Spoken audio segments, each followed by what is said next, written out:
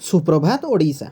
नमस्कार बंधुगण, आपण को आम यूट्यूब चैनल पॉलिटिकल आडारे स्वागत। टॉप न्यूज गुड़िक जानापी भिडटी को शेष पर्यंत देखु। मुख्यमंत्री मोहन माझी बड़ निष्पत्ति नियमित हेले चुक्ति भित्तिक स्कीमाटिक कनिष्ठ शिक्षक। मुख्यमंत्री मोहन चरण माझी शुक्रवार एक गुरुत्वपूर्ण निष्पत्ति नहीं चुक्ति भित्तिक भाव काम करुवा स्कीमाटिक कनिष्ठ शिक्षक मानू नियमित कर 2023-24 वर्ष में नियुक्ति पाई वर्गर कनिष्ठ शिक्षक मानू नियमित द्वारा राज्य में 13,000 अधिक चुक्तिभित्तिक कनिष्ठ शिक्षक माने उपकृत होती। शिक्षक माने चाकरी रे योगदान समय ठारू नियमित होती। सूचनायोग्य जे यह कनिष्ठ शिक्षक मानू नियमित करने मुख्यमंत्री पूर्वर घोषणा करथिले। मोहन सरकार नुआ योजना आस स्कूल जीवा अभियान पिलांक घर को जीव मुख्यमंत्री निमंत्रण पत्र। आसंता शिक्षा वर्ष 2026-27 आसंता एप्रिल 2 ରୁ 5 तारीख मध्य खड़ी छुआ उत्सव पालन एतिसह प्रवेश उत्सव 5 ରୁ 6 मध्य पिलांको शिशु बाटिकारे नाम लेखा हेब। एतिसह 6 वर्षर पिलांको प्रथम श्रेणी रे नाम लेखा हेब। एने मुख्यमंत्री पक्षरु एक निमंत्रण पत्र पिलांक घर को पठाजिबो। एही निमंत्रण पत्र को शिक्षक माने बांटिबे। ए संपर्क में विद्यालय गणशिक्षा विभाग पक्षरु समस्त जिला को निर्देश दिया जाए। परवर्ती खबर विश्व पखाल दिवस अवसर में राज्य स्तरीय पखाल पर्व पालित है। जोग देले मुख्यमंत्री। Guinness book of world record पाई पर्यटन विभाग पक्षरु 850 किलोग्राम चाउल रे प्रस्तुत 1177 किलोग्राम पखाल को अवहेलित संप्रदाय 2000 रु ऊर्ध्व जनसाधारण मानू बंटागला। पखाल केवल आहार नुहे बरं ओडिशार संस्कृति और परंपरार एक अविच्छेद अंग। पखाल प्रेम रे सारा पृथ्वी आम संस्कृति विश्वर प्रत्येक कोण रे पहुँचुची। पखाल दिवस माध्यम रे ओडिशार ऐतिह्य को सम्मान जणाया आम सरकार निरंतर उद्यम करुछंती बोली मुख्यमंत्री मोहन माझी प्रकाश करथिले। परवर्ती खबर युद्ध भितर खसुची सुना दर 1.5 लाख रु तलकू खसिला भरिए सुनार मूल्य। खसिला सुना और रूपार मूल्य 7 दिन मध्य 20,000 टंका खसिलाणी सुना दर 1.5 लाख रु तलकू खसिला भरिए सुनार मूल्य। भुवनेश्वर 22 कैरेट सुना 10 ग्राम को 1,37,750 टंका होईची। 7 दिन भितर सुना दर कमिलाणी 20,000। सेहीपरि रूपा किलो 2,30,000 टंका ह्रास पाइची। परवर्ती खबर ग्राहकों पाई जरूरी खबर 16 एप्रिल बंद होइजिबो जीरो बैलेंस अकाउंट। तुरंत करिनियंतु एही काम। जदि आपणक पंजाब नेशनल बैंक पीएनबी रे एक अकाउंट अच्छी तेबे एही खबर आपणक पाई अत्यंत गुरुत्वपूर्ण।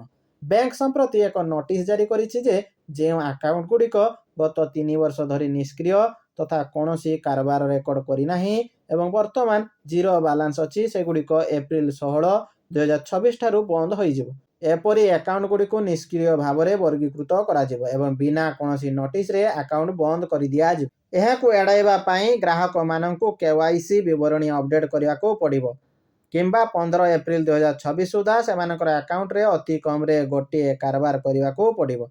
एहा करिबारे विफल हेले आपणक अकाउंट को स्थायी भाव में बंद कर दिया जाई पारे।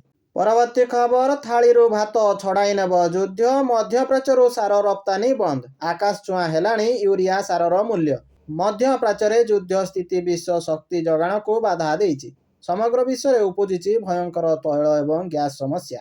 तेबे विशेषज्ञ मतरे शक्ति संकट सहित खाद्य संकट दाना बांधुछि। खाली शक्ति नुहे विश्व सार जोगाण को भी बाधा देइछि युद्ध।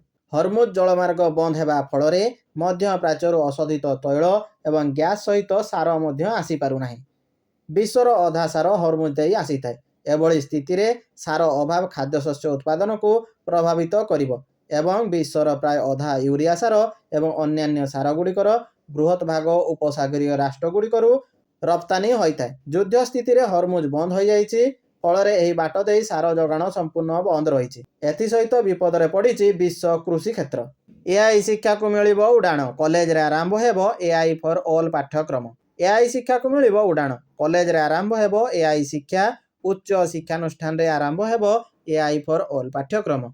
रमादेवी विश्वविद्यालय रे एआई एवं रोबोटिक सेंटर ऑफ एक्सेलेंस खोला जाइछि। Odisha state open university Sambalpur रे कला स्नातकर ଦ୍ୱିତୀୟ ସେମିଷ୍ଟରରେ ଏଆଇ ପାଠ୍ୟକ୍ରମ ପଢ଼ାଯାଉଛି। ଉଚ୍ଚ ଶିକ୍ଷା ମନ୍ତ୍ରୀ ସୂର୍ଯ୍ୟବଂଶୀ ସୁରଜ ବିଧାନସଭାରେ ଏନେଇ ଲିଖିତ ଉତ୍ତର ରଖିଛନ୍ତି। ପରବର୍ତ୍ତୀ ଖବର, ତେଲ ଗ୍ୟାସ୍ ସହିତ ଇଣ୍ଟରନେଟରେ ବି ବ୍ରେକ୍ ଲଗାଇବ ଇରାନ।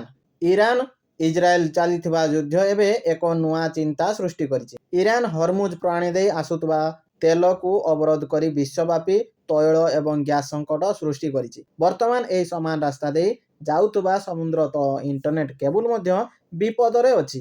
ଯଦି ଏଗୁଡ଼ିକ କ୍ଷତିଗ୍ରସ୍ତ ହୁଏ ତେବେ ବିଶ୍ୱବ୍ୟାପୀ ଇଣ୍ଟରନେଟ୍ ବାଧାପ୍ରାପ୍ତ ହୋଇପାରେ।